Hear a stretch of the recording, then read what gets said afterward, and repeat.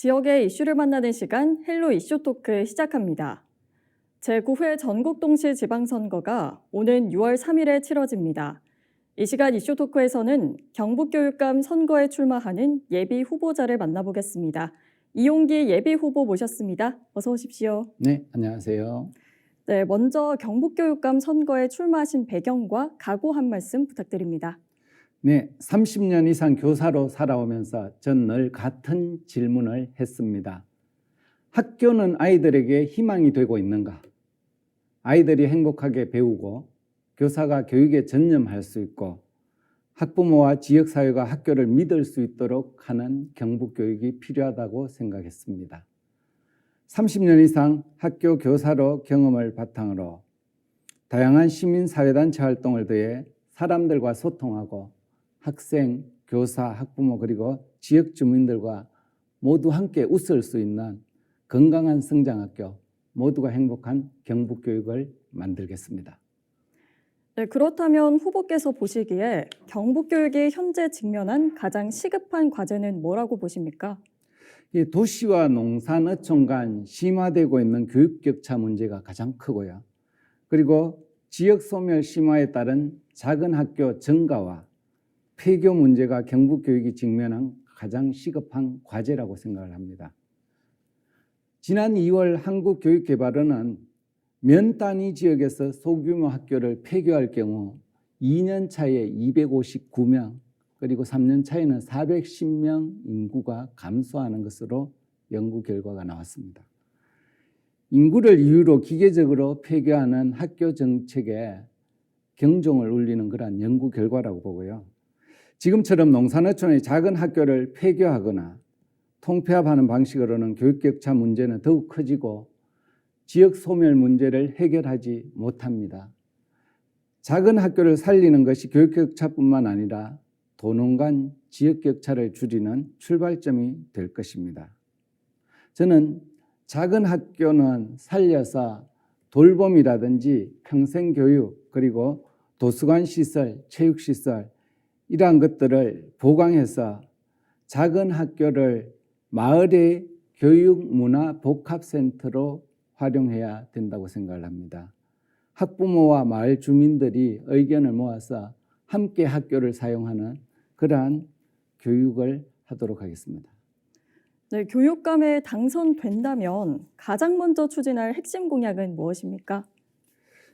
예, 학생과 교직원 모두가 몸과 마음이 회복되는 건강한 성장 학교를 만드는 것이 핵심 공약입니다. 교육은 교직원이 함께 해야 합니다. 교사들이 학생 교육에 어려움을 겪는 민원이나 교사와 학생의 마음 건강을 지원할 수 있도록 교육지원청의 시스템을 마련하겠습니다. 또한 아이들의 배움과 쉼, 놀이와 돌봄이 어우러진 기본적인 하루 일과를 구성해서 학교별로 토론하고 공론의 장을 만들어서 이러한 건강한 학교 시스템을 만들도록 하겠습니다. 그리고 저는 경북교육청 직원들의 이름을 모두 외우겠습니다. 그 이유는 현재 시스템이 각 부서별로 벽이 쳐져 있는 형태로 소통이 잘 안 되는 것으로 판단하고 있습니다. 그래서 네. 교육청 내부부터 소통을 강화하고 그리고 학교와 교육청 간에 벽을 허물어서 투명한 행정, 민주적인 행정을 실현하도록 하겠습니다. 그렇다면 학생 인권 보호와 또 교권 보호가 충돌할 경우 어떤 원칙으로 접근하실 계획입니까? 사회적으로 굉장히 뜨거운 문제인데요. 저는 굳이 학생 인권과 교육권이 대립되지 않아도 된다고 판단합니다. 교육활동 중에 교사의 교육활동을 방해하는 학생이나 혹은 다른 학생의 학습을 방해하는 학생 행위에 대해서는 분리 조치를 하는 등 제재할 수 있는 법적 권한이 교사에게는 필요하다고 판단합니다. 그렇지 않으면 다른 학생의 학습권을 보장할 수가 없기 때문입니다. 마침 올해 3월부터 교사에게 학생 지도에 대한 법적 권한이 부여되는 그러한 법이 통과가 되었습니다. 그래서 네. 교육권을 침해하는 학생에게 교육적 지도를 할 수 있는 그러한 법안이 3월부터 시행이 되었습니다. 경상북도 교육청이 할 일은 이 법에 근거해서 선생님들이 교육 활동에 전념할 수 있도록 구체적인 지원 방안을 마련하는 것입니다. 학교 폭력 문제 해결을 위한 후보만의 구체적인 계획은 무엇입니까? 학교에서 학교폭력대책위원회를 만들어서 사법적으로 처리하는 건데요. 네. 지금처럼 사법적으로 처리하면 학교폭력 문제를 해결할 수 없다고 판단합니다. 학교폭력이 발생하는 가장 근본적인 원인은 인권 감수성 부족 때문이기도 한데요. 지금 학생들이나 사회에서는 타인의 말을 듣고 존중할 수 있는 태도, 이것이 형성이 잘 안 되어 있다고 판단합니다. 당장 이 태도를 형성하는 게 가장 중요하다고 보고요. 저는 통제와 처벌 위주의 생활 지도가 아닌 인권 친화적인 학교 문화를 만드는 것이 가장 중요하다고 판단합니다. 일례로 학교 생활 규정이라는 것이 있는데요. 그것을 학생과 교사, 학부모가 함께 모여서 수기를 해서 만들고 그것을 올바로 지켜나간다라고 하면 스스로 결정한 것이기 때문에 실행력도 높고 호응도 높아질 것으로 생각을 합니다. 그래서 이러한 학교 문화를 만드는 것이 가장 중요하다고 보고요. 그 이전에 가장 중요한 것은 그러한 기반을 형성하는 것인데요. 담임 교사와 학생이 조종내 시간이나 수업 외에는 만날 틈이 없거든요. 네. 그래서 그러한 틈을 만들어주기 위해서 교사의 행정 업무라든지 수업에 대한 부담들 이러한 것들을 조금 완화해서 학생에게 교사가 다가갈 수 있는 그러한 여유를 줄 필요가 있다고 판단합니다. 네, 지역 간 학력 격차와 교육 격차 해소를 위한 방안은 무엇입니까? 가장 첫 번째가 농산어촌과 원도심 지역의 작은 학교에 대한 교육 환경 및 시설 개선을 지원하는 것이 필요합니다. 여기에 대한 행정적, 재정적 지원을 하겠습니다. 특히 작은 학교의 학생하고 시지역의 저소득층 학생, 그리고 요즘 늘어나고 있는 이주 배경 가정의 학생 중에 저학년 학생들을 대상으로 다양한 교육 프로그램을 지원하겠습니다. 네. 그리고 또 하나는 인프라 구축인데요. 지역사회의 교육 문화 인프라를 구축할 필요가 있다. 현재 청소년이 지역사회에 놀거나 가서 학습을 하거나 이러한 공간들이 절대적으로 부족합니다. 학생들이 지역사회에서 교육 및 문화활동을 더 할 수 있다면 학력뿐만이 아니라 문화적 격차들도 줄어서 학생의 삶의 질이 높아질 수가 있습니다. 그래서 현재 경북은 어린이 청소년들을 위한 문화공간이라든지 교육공간이 절대적으로 부족한데 농산어촌이 더 심한 편입니다. 그래서 농산어촌을 중심으로 접근성을 높일 수 있는 크고 작은 이러한 도서관이라든지 쉴 수 있는 문화공간을 확충할 계획입니다. 세 번째는 이것을 위해서 경상북도교육청은 도청과 그리고 시군 교육지원청은 시군과 이러한 거버넌스를 형성해서 청소년들을 지원하는 것이 필요합니다. 네, 사교육 의존도가 높다는 지적이 많은데 공교육을 강화하기 위한 해법은 무엇일까요? 사교육 문제 참 대학 입시와 수능 상대 평가에서 비롯된다라고 보고요. 네. 가장 본질적인 원인은 현재 대학이 서열화되어 있다는 것이 가장 큰 문제라고 봅니다. 그래서 저는 이런 한 문제의 올바른 해법은 수능을 자격고사화로 전환하는 것이라고 봅니다. 가장 중요하게는 고교 내신 전과목과 수능을 절대평가화하고 그리고 수능을 수학 능력이 있느냐 없느냐 프랑스나 독일처럼 수학 능력이 있으면 대학 입시 자격을 주고 없으면 일단 공부를 더 하고 시험을 칠 수 있도록 하는 그러한 체제를 만드는 것이 주요할 걸로 보고요. 오래전부터 대학 서열 문제에 대해서는 교육 활동하는 이러한 각종 단체에서 국립대 통합 네트워크라는 그러한 방안들을 제시했습니다. 네. 국립대는 수준이 비슷하기 때문에 공동 선발과 공동 학위를 준다라고 하면 한 학교를 대상으로 한 것보다 경쟁이 좀 완화될 수 있지 않는가. 그리고 그것을 좀 확대하면 사립학교까지 확대한다라고 하면 대학을 좀 평준화시켜서 개별 학교에 대한 서열이 높은 학교 지향하는 것을 좀 완화시킨다라고 하면 사교육과 입시 경쟁을 줄일 수 있다라고 판단합니다. 우선 이 방금 말씀드린 것은 시간이 굉장히 많이 걸리지 않습니까? 네. 제도에 대한 문제이고 교육감의 권한을 벗어날 수 있기 때문에 우선 당장 경상북도 교육청에서 할 수 있는 일 같은 경우나 초등학교와 중학교에 기초 기본 학습 책임제를 시행하는 것입니다. 특히 그 초등학교나 중학교에서 기초 기본 학습이 부족하다라고 하면 그것이 쌓여 가지고 이후 학습 결손이 누적된다라고 하면 학업 포기 현상이라든지 해태하는 이러한 현상이 일어나기 때문에 조기에 거기에 대한 지원이 필요하겠고요. 두 번째는 사교육을 가장 많이 하는 게 수학입니다. 그래서 네. 수학에 대해서 수학 교육을 학교가 책임지게 하는 게 필요하다라고 판단합니다. 그 주요한 방안으로는 수학이 여태까지는 문제풀이 중심으로 진행된다 이런 문제가 있었는데 수학 같은 경우는 개념과 원리를 익히는 그러한 학습을 중심으로 여유를 주고 한다라고 하면 이 부분들을 굉장히 완화할 수 있다라고 판단해서 접근을 좀 여유 있는 수학 수업을 할 수 있도록 하고 개념과 원리를 중심으로 흥미를 유발하면서 수학에 대한 어려움들을 지원하는 방안을 시도하겠습니다. 네, AI 디지털 시대에 맞는 경북형 미래교육 모델은 어떤 방향으로 가야 한다고 생각하십니까?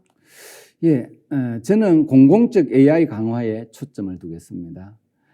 첫째는 경북 AI 거점 지원센터를 구성해서 교사들의 AI 디지털 교육 역량을 강화하겠습니다. 두 번째는 1학생 1 AI 계정을 보급하고 AI 전용 실습실을 만들겠습니다. 세 번째는 제가 이걸 이름 붙인 건데요. IM 교육을 바탕으로 AI 디지털 교육과정을 만들겠습니다. AI 리터러시 교육과 그리고 AI 인성 교육 이러한 것들을 학생의 성장 수준에 맞게 단계별로 학습할 수 있는 교육과정을 만들겠습니다. 그리고 네 번째는 이러한 것들을 전체적으로 지원할 수 있는 지역의 대학교나 연구소, IT 기업과 함께 AI 에듀테크 클러스터를 조성하겠습니다. 다만 이렇게 공공적 AI 교육을 하면서도 사람이 중심이 되는 AI 교육을 할 필요가 있다. 그래서 아이가 AI에 종속되지 않고 스스로 생각하고 연대하면서 책임 있는 삶을 배워나가는 그러한 교육을 해나가는 것이 필요하다고 보고요. 사람 중심의 교육을 위해서 IM 교육을 강화하겠다는 말씀을 다시 한번 강조합니다. 그럼 후보께서 보시기에 지역 산업과 연계한 진로 취업 교육 강화 방안은 무엇입니까? 경북은 산업이 굉장히 지역마다 뚜렷하게 분리됩니다. 포항 같은 경우는 철강이라든지 2차 전지산업, 경주 같은 경우는 관광, 문화사업, 구미는 전자라든지 반도체 사업, 안동은 바이오 산업, 그리고 상주는 농생명 산업 이렇게 산업이 분명히 뚜렷하게 분리되는데요. 네. 이를 반영한 지역별 진로 트랙을 설계하는 것이 필요하다고 봅니다. 중학교 단계부터 이 지역에 있는 산업을 이해하고 그 산업에 대한 체험을 확대하는 것이 필요하겠고요. 특성화 고등학교에서 전공 기술 중심의 심화 교육을 해서 1차적으로 진로가 형성되는 그러한 시스템을 구축하겠습니다. 대학은 산학협력을 제대로 해야 하고요. 저는 경북의 특성화 고등학교에서 지역별 산업 연계도 하고 농산어촌의 스마트팜이나 혹은 농기계 서비스 확충 등에도 연결될 수 있도록 지원할 필요가 있다고 판단합니다. 그리고 지역 소재 공기업을 중심으로 지역의 특성화 고등학교나 혹은 대학교의 학생들이 지금도 할당제가 형성되어 있는데요. 이 할당제를 좀 높여서 지역 학교에서 공부해서 지역에서 일자리를 찾을 수 있도록 하는 게 필요하다고 보고요.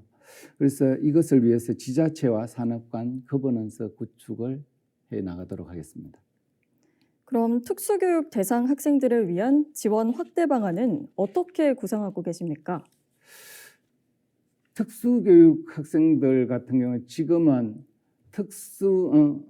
특수학교와 특수반, 일반 학교의 특수반에서 하고 있는데요. 현재 특수학교를 찾아가는 경우의 예가 많은데 전국적으로는 특수학교 재학생의 한 8.2%가 1시간 이상 통학 시간이 걸린다라고 합니다.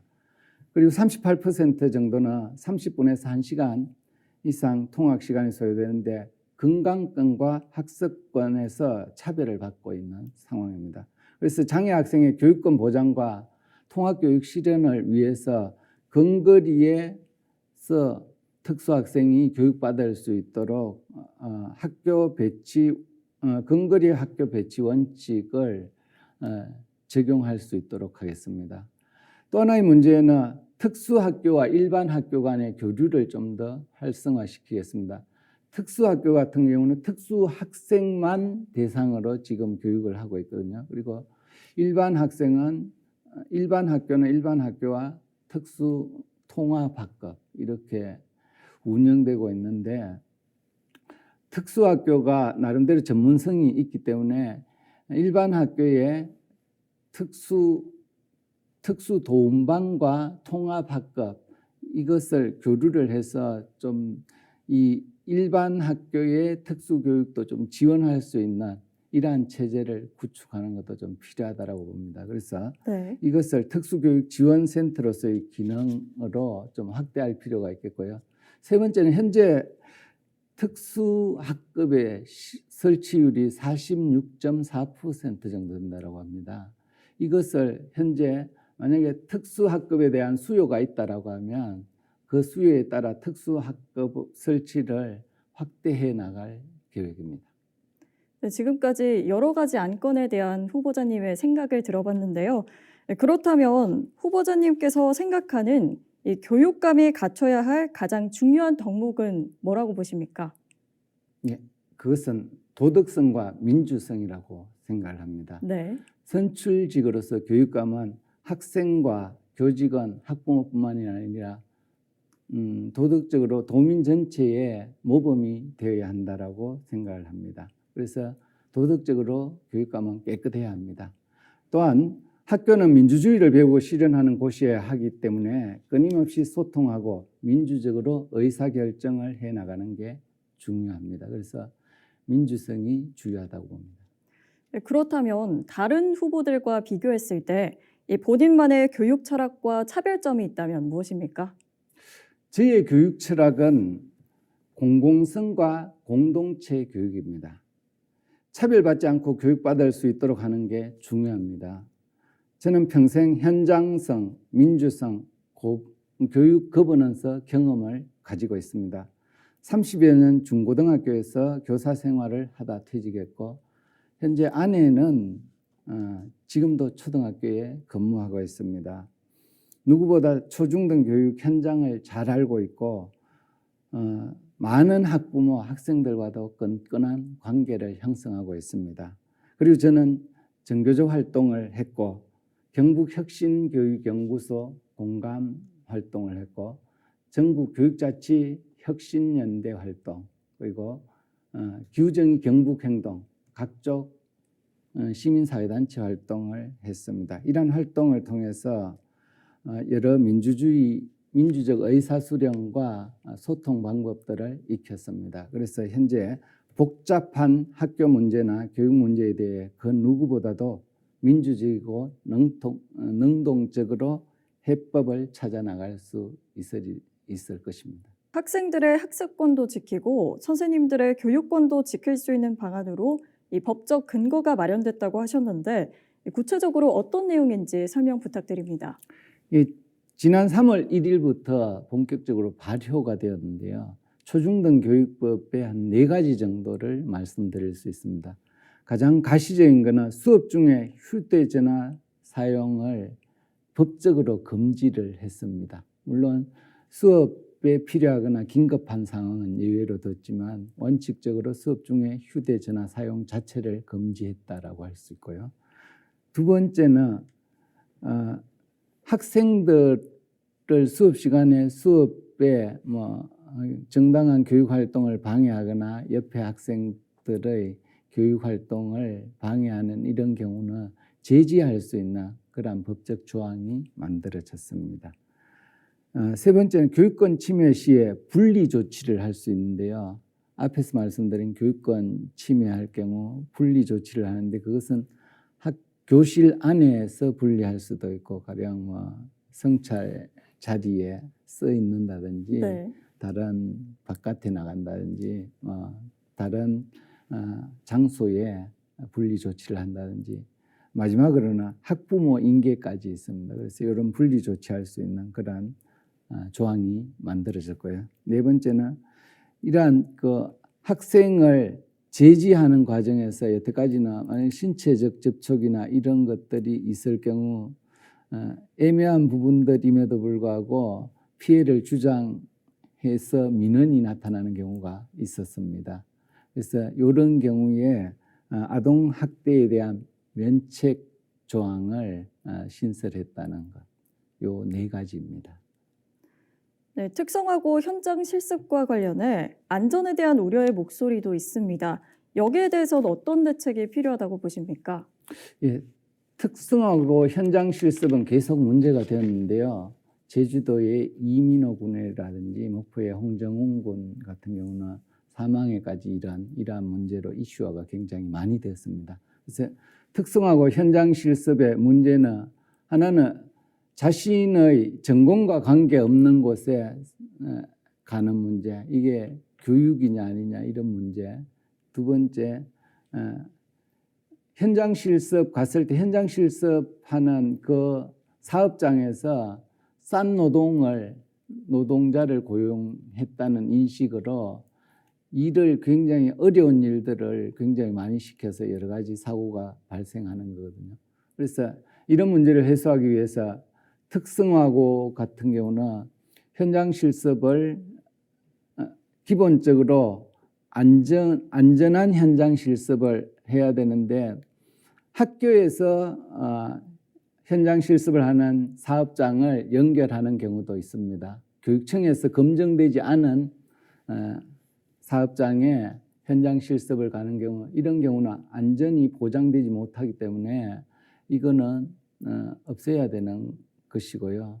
그리고 또한 고등학교 3학년에서 좀 조기에 현장 실습 나가는 문제, 이거는 교육과정 이수를 다 하고 나가는 형태로 좀 개선할 필요가 있다. 그래서 현장 실습이 실습 교육으로 정의되어 있는데 그 목적에 맞게 이루어질 수 있도록 검증된 사업장에 현장 실습을 가는 게 필요하고, 또 하나는 고등학교 3학년에 10월까지나 11월까지나 일정 정도 교육과정을 이수를 한 다음에 나가는 이런 체제로 다시 정비할 필요가 있습니다. 네, 끝으로 경북도민과 유권자분들께 전하고 싶은 말씀 부탁드립니다. 예, 경북도민들께 지금 학교는 아이들에게 희망이 되고 있는가 다시 한번 묻고 싶습니다. 저 이용기는 교육이 불평등을 재생산하는 도구가 아니라 아이들의 희망이 되도록 하겠습니다. 사교육과 입시 경쟁 교육의 폐해를 줄이는 교육감이 되겠습니다. AI 등 첨단 기술을 이해하고 활용하되 인간의 삶과 공동체를 중심에 두는 교육을 하겠습니다. 교육이 지역 소멸을 촉진하는 게 아니라 마을을 살리고 공동체를 가꾸는 터전이 되도록 하겠습니다. 건강하게 성장하는 학교에서 아이와 교직원과 주민이 모두 행복한 경북교육을 실현하겠습니다. 30여 년 현장에서 평교사로 살아온 저 이용기, 교육이 희망이 되는 경북을 만들기 위해 교육감 선거에 출마했습니다. 경북교육의 용기 있는 변화 함께해 주시기 바랍니다. 고맙습니다. 네, 오늘 말씀 여기까지 듣겠습니다. 감사합니다. 예, 고맙습니다. 지금까지 제9회 전국동시지방선거 경북교육감 선거에 출마한 이용기 예비후보 만나봤습니다. 오늘 헬로 이슈 토크는 여기까지입니다. 시청해주신 여러분 고맙습니다.